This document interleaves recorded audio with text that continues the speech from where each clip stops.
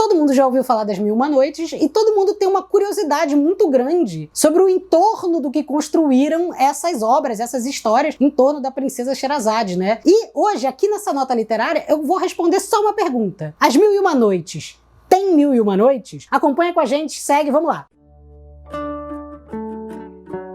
Bom, As Mil e Uma Noites são as histórias clássicas do mundo árabe, que são uma espécie de narrativa dos povos e de quase todo o pensamento deles a partir de fábulas, né? Elas começaram a ser escritas ainda no século VIII, ou seja, foram encontrados pergaminhos das Mil e Uma Noites, ainda que sejam escritos muito antigos, no século VIII, ou seja, nos anos de 700, e isso prova que as Mil e Uma Noites, ao contrário do que muita gente pensa, não vieram da cultura oral, mas são da cultura escrita, embora, óbvio, a cultura oral tenha feito parte, né? A sinopse das Mil e Uma Noites é que um rei, após ser traído pela sua própria esposa, resolve que vai casar com uma mulher diferente todo dia e matar ela logo assim que amanhece, sabe? E aí a Sherazade, essa mulher que é filha de um dos serviçais do rei, resolve casar com o rei e, a partir das histórias dela, consegue adiar a morte por um dia, por mais um dia, por mais um dia. E as Mil e Uma Noites são as histórias que a Sherazade conta pra esse rei. Então, todo dia, quando ela tá chegando no final da história, ela fala: rei, se você me permitir ficar viva mais um dia, eu termino essa história amanhã. E assim ela vai prolongando do que seria Mil e Uma Noites. Mas o livro tem Mil e Uma Noites? Na verdade, não. 1001 é um número meio cabalístico, um número meio místico, que significa infinitas. Significa que essa história não vai acabar nunca, né? 1001 dá uma ideia de que existe um certo número fechado mais alguma coisa. O Jorge Luiz Borges diz que esse 1001 serve justamente para dar essa tentativa de encadeamento de histórias infinitas, né? Como se fosse uma imensa biblioteca da cultura árabe. Por exemplo, aqui no Brasil a gente tem o que a gente chama do Bombril, né? Que tem 1001 utilidades, que também dá essa sensação de que ele tem utilidades infinitas. Mas as Mil e Uma Noites não tem 1000 histórias. 236. E se a gente for contar quantas noites tem as Mil e Uma Noites, a gente nunca vai chegar num número certo. Por exemplo, nessa minha edição aqui da Nova Fronteira, são 236 noites. Em algumas outras edições você vai ter um número de 291 noites.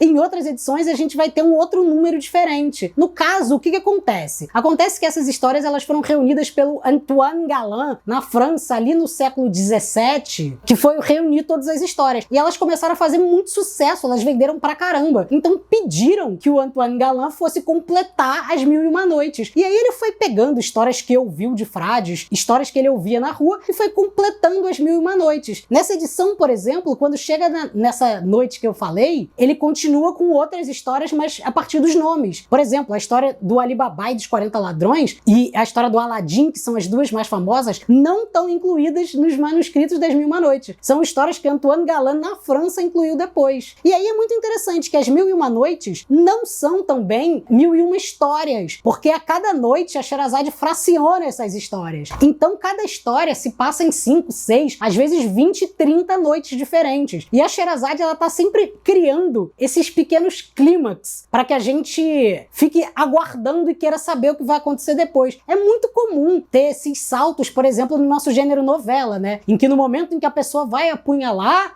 cenas do próximo capítulo, e no dia seguinte diz, mas a faca tava desapontada, e aí a história vai para outro lugar. As Mil e Uma Noites acontece isso o tempo inteiro. Então, se você se decepcionou com o fato das Mil e Uma Noites não terem Mil e Uma Noites, apenas me perdoe, não era minha vontade desiludir os seus desejos e os seus sonhos de Mil e Uma Noites de amor e histórias de Sherazade. Mas você pode pegar essa iniciativa e que tal terminar as Mil e Uma Noites, esses grandes clássicos árabes que contam a história de um povo muito interessante e muito curioso. E uma última coisa que eu queria dizer sobre as Mil e Uma Noites é que, como foi um francês que traduziu pra gente, ele deu um caráter muito europeu para essas histórias. Então, se você for pegar lá na nova tradução feita pelo Mamed Jarouche, você vai ver que as histórias tinham muito erotismo, muita sensualidade e, por que não dizer, muita sexualidade. Coisas que foram apagadas também pelo conservadorismo. E é muito curioso ver como está o mundo árabe hoje, né? Avançando com o pensamento conservador e como ele era rico ali mais ou menos entre o século VIII e o século XV e XVI, quando essas histórias foram inventadas. E essa foi mais uma nota literária. Curta, comente, siga o Nota Terapia nas redes sociais e estamos aí para desiludir mais pessoas a partir dos sonhos literários que elas tenham. Um grande abraço e até mais.